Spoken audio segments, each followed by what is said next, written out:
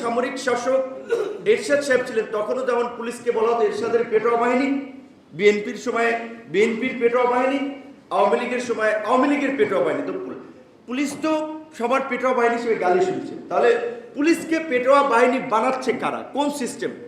সেই সিস্টেমের পরিবর্তনে 11 মাসে কোনো আলাপ আলোচনা হয়েছে? খুব বেশি পরিবর্তন হয়েছে? কিংবা যেই জনপ্রশাসন, বরং সেই পুলিশ রাজনৈতিক নেতৃবৃন্দের সমঝোতায়, সক্ষতায়, কিংবা ছাত্রদের, সমন্বয়কদের ব্যবসা বাণিজ্য গ্রেপ্তার আগের মতোই বহাল আছে।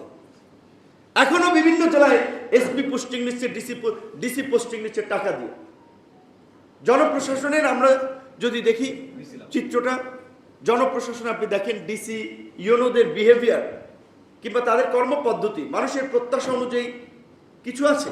সাধারণ মানুষ কি এখনো ইউনো অফিসে গিয়ে মনে করতে পারে যে এটা একটা সরকারি অফিস, নাগরিক হিসেবে আমি এখানে আমার একটা সমস্যা নিয়ে যেতে পারি? তার রাজনৈতিক পরিচয় না থাকলে তার কোনো দাম নাই।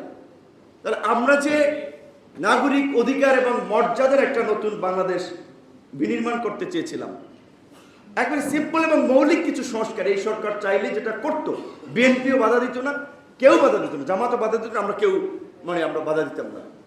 হয়েছে সত্যিকার অর্থে নিরপেক্ষ পেশাদারিত্বের প্রশাসন আমরা চেয়েছিলাম, সেগুলো কিন্তু আমরা পাচ্ছি না।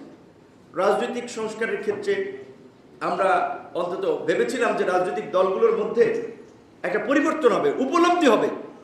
ওই যে মঞ্জু ভাই বলে গিয়েছিলেন যে যারা গত 16 বছরে প্রকাশ্যে একটা মিছিল করতে পারেন নাই, প্রকাশ্যে হাঁটতে পারেন নাই 10 জনে মিলে, এখন তারা সভা সমাবেশ করে হুঙ্কার দিচ্ছেন, বিভিন্ন প্রতিষ্ঠান দখলে নিচ্ছেন, স্কুল কলেজ মসজিদ মাদ্রাসা থেকে শুরু করে সচিবালয়। অথচ আপনার অন্যান্য স্টেক হোল্ডারদের যে ন্যায্যতার জায়গা থেকে আমরা যে এটা উপলব্ধি করেছিলাম যে বৃহত্তর স্বার্থে সবাই কাঁধে কাঁধ মিলিয়ে কাজ করা, সেই মেন্টালিটি আমরা তাদের মধ্যে দেখি না, বরং ওই ক্ষমতার পেশি শক্তি আধিপত্য বিস্তারেরই প্রবণতা রাজনীতি আমরা দেখতে পাচ্ছি। কারণ আগে আওয়ামী লীগের বিরুদ্ধে, হাসিনার বিরুদ্ধে স্লোগান দিতাম, গালি দিতাম, বিরোধী দল সবাই বাহবা দিত। আবার এখন আমাদের স্টেক হোল্ডারদের অপকর্ম নিয়ে কথা বললে তারা মনক্ষুণ্ণ হয় যে কি খবর, আবার বিপিনুর আমাদেরও সমালোচনা করে। আমি তো একজন ইন্ডিভিজুয়াল, আমার তো একটা আইডেন্টিটি আছে, আমি তো কোনো রাজনৈতিক দল করি না যে আমি সেই দলকেই সাপোর্ট করে যাবো বা তাদের সার্ভিস করে যাব। এটাতে কেউ খুশি হলো অখুশি হলো এটা আমার বিষয় না। শেষ কথা বলতে চাই এটা যে মঈন স্যারকে দেখে, তিনি ঢাকা বিশ্ববিদ্যালয়ের শিক্ষক ছিলেন, আপনারা জানেন, তার মতো একজন ভদ্র সজ্জন মানুষ রাজনীতিতে এসেছিলেন।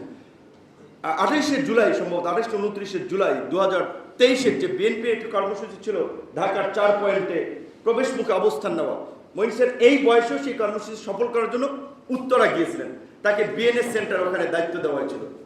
যদিও স্যার গিয়েছেন, অন্যান্য তুখোর নেতৃবৃন্দ অনেকে স্পটে গিয়েছেন, কেউ যেতে পারেন নাই।